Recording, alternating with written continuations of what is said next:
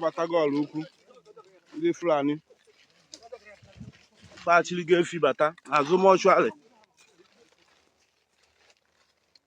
Oga, we no want you now for this town again. If we no want you now for this town again, make una pack all this thing come out for here. Una ya no kataje ebe a na afu unu no una na amịarị ọrụ ukwu na kwọ ya ọkwọ ndị ihe na azụ mọchụarị ọrụ ukwu o.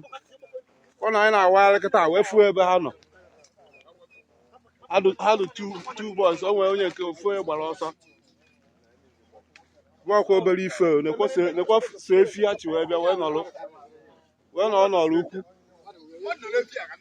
Mensi ka nkụ, mensi tiri alụ kịta. Mensi tiri alụ sekuriti nọ n'ọrụ ukwu, central security. Ọ na anyị na-awagharị n'ime ọfịa kịta wee fụ ha. Iwo Chineke na kelecha mma pụrụ ama m nunu for that short video ahụ kịta nọ asị na Fulani bata ọrụ ukwu na ha ji ọkụpa ya na ime ọhịa jiri ya jejebili. According to this report, nwere onye asị gị na how long ha nọgo and na ihe menụ and nekwa ihe menụ. Man, it's just so sad that na ndị Fulani will just bata n'obodo mmadụ. Ya eburu n'obodo Igbo ya wụ territorial invasion ka you can't just maka na border gị na Mexico na US dịkọta ọnụ, you jump abata into Mexico, you are illegal. So in the process of doing that, your punishment will wugbu ka ya egbu gị. Go. So and also that will help eventually by Fulani doesn't have right to occupy any land in Nigeria, especially in nearby. That land belongs to somebody. All mmadụ nwe. Anaghị for mmadụ na-akọ ugbo n'ime ya. Anaghị for mmadụ na-edu anya. Anaghị for ancestral land somebody ọbụ ana mmadụ. Ihe a na obi mmadụ. Ihe a na nwanne mmadụ. Fulani does not have right. Imogo ịdị na-akpagharị n'ime ọhịa aje ebili ebe sọrọ ha. Ha na-asịkwa na Nigeria bụ nke a na Nigeria bụ nke ọzọ. I don't believe in that. Because na ndị Igbo anyị na-eje Kano jeje bie na n'ụlọ rent ya ụlọ. Ndị Igbo anyị eje na Kaduna bie rent ya ụlọ. O nwere onye Igbo anyị na-ebi n'ọhịa. Ha bido biriwe n'ọhịa na akpọwa ndị otu ha. Akpọta ndị otu ha before emen ha ezuwe 50. Before emen ofu onye asị ha nke na nationalize go for how long? 3 months, 4 months. Onwe bụ onye gwara ụnụ ya ngwa bido na mewe ọna. Ha bido gbuwe ndị mmadụ bido tọwa bọwa. So I so much encourage the security for ya hame. By Imagudo na agara n'ime ọhịa. Kudos to that. It's a wake up call to everybody just to show that na video anyị na-eme ebe anụnwa na-enwe isi. Ndị be anyị bido mkpaghalewa n'ime ọhịa ebe dị iche iche n'iche. Onwe onye unu jide that place. Let him live. Na ghọtago, anọ nwere ihe ọzọ m chọrọ ikwukwa na this video biko geenụ m ntị. Ife ndụ ewere ndị a this bụ mgbu terror na risk ka ha bụ. They are terror na risk. Ọ ha bụ. Ghọtago, ọ ha bụ. Onye ọbụla ya bịa n'obodo mmadụ ọ naghị ame ngulu wute ndị nwe obodo is either na the person bụ onye ogbu mmadụ ma onye ọtụtụ mmadụ onye ndakpo n'ike. So kedu ihe unu ya ma ọdị ndị ahụ unu jide ha unu emezina video. Kwụsị na ime video. I keep saying it. Kwụsị na ime video. Otu si na ikwete n'ihe otu kwa izu n'oge na n'oge. Kwụsị na ime video. Enwere ka ya esilu ihe dị otu akpakọnata ya ọnụ nke Igbo ji nkịtị azụ ahịa.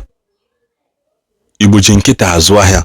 O nwere ka esi bata tilo mkpukpu ahịa bata shop mmadụ. Ọ ga-ekene kekwa ọ dị mma inwere top cylinder. Ọ dị ya ngwa na enwe customer money ya so. Ọ ga-ekene amalego na gị na customer so na ya azụ ahịa azụ n'oge na n'oge. So kwụsị na igbo dị ndị a video. Because unu gbaa ya video post na social media. I am not against the awareness unu na-create unu na mgbakpe ime ọhịa. Mana let it be within your people. Ka ha dee eche na n'obodo gbara nkịtị. Batazi afọ na onwere ihe ji obodo jibili. Dan na ha kwadola akwado bata na-ewe na ha chọọ ife esi obodo bezo na ihe obodo ji wee bili ntị ọ dịkwa. Ka ha repeat ya ọnụ. Ka ha bata filue n'obodo enwere ha ji wee bili. Bale n'obodo egosizie ihe ha ji wee bili.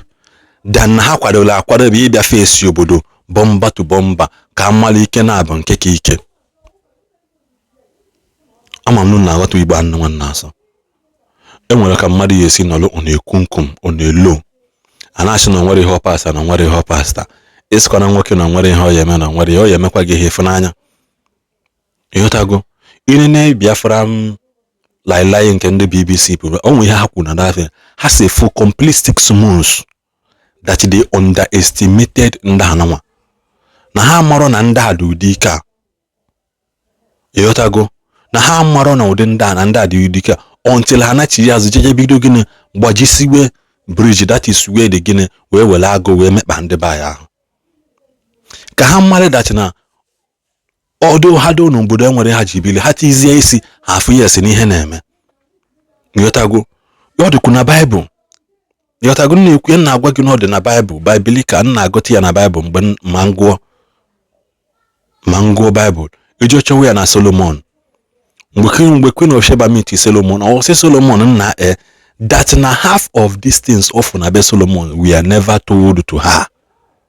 In other words, na ihe ọfụ kalịlụ that na ihe ọfụ na be Solomon na nke ndị mmadụ na-asị na Solomon nwere nke nwe nke ọzọ nwe nta nwe that na ha called the story of ma. Ngotago it is better for them na ha bata afụ na onwere ihe obodo ji bili.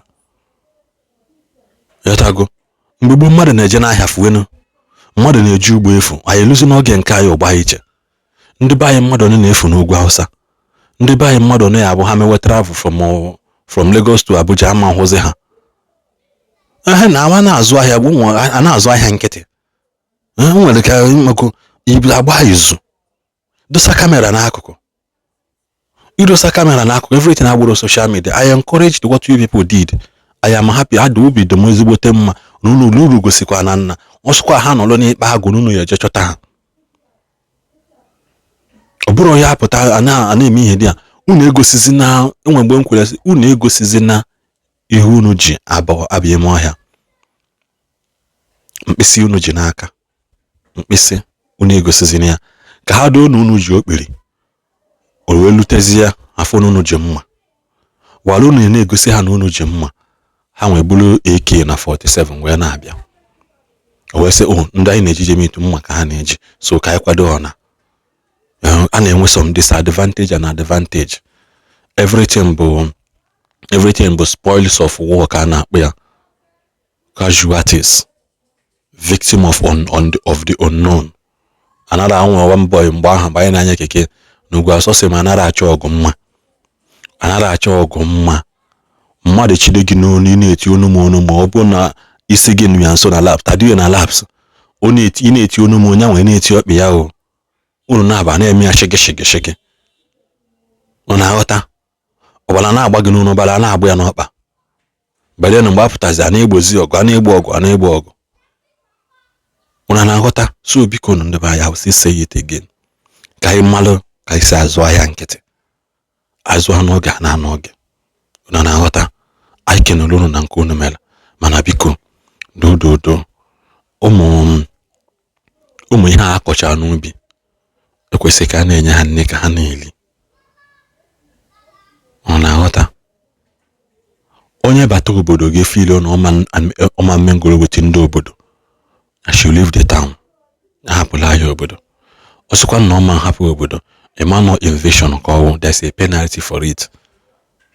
Yotago there's a penalty for it. Onye ọbụla na-eche obodo nche onye ọbụla anyị kele nkwụcha onye ọbụla chewo nsị na onye dị uli gbara okirikiri na-eche ndụ ya nche ekenekwa m ọnụ.